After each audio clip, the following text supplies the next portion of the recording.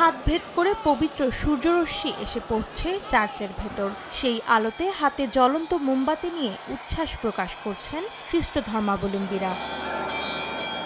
বিশ্বজুড়ে পালিত হচ্ছে অর্থোডক্স খ্রিস্টান সম্প্রদায়ের ইস্টার সানডে। খ্রিস্ট ধর্মাবলম্বীরা ইস্টার সানডে পালনের ঠিক এক সপ্তাহের মাথায় দিনটি পালন করেন অর্থোডক্স খ্রিস্টানরা। দিনটি উদযাপনে নানা আয়োজন করে রাশিয়া।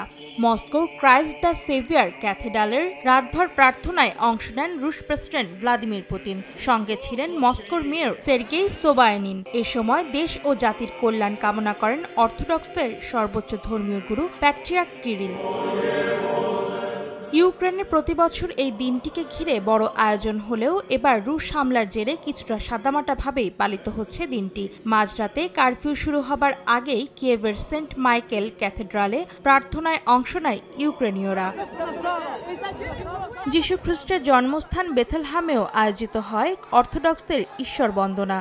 এদিকে জেরুজালেমের চার্চ অব দ্য হলি সেপুলচারে মহা ধুমধামে পালিত হচ্ছে দিনটি। অর্থোডক্স অনুসারীরা হাতে মশাল জ্বালিয়ে উত্তেজিত স্লোগান আর প্রার্থনার মাধ্যমে পালন করছেন দিনটি। এলো বেক্সিমকো বন্ড 15% মুনাফায় সর্বোচ্চ হারে সবার উপরে। এছাড়া মধ্যপ্রাচ্যের বিভিন্ন দেশে মশাল প্রজ্বলন সহ নানা আয়োজনে মহা ধুমধামে পালিত হচ্ছে যিশুর পুনরুত্থান দিবসটি। অন্তরা সেন, সময় সংবাদ।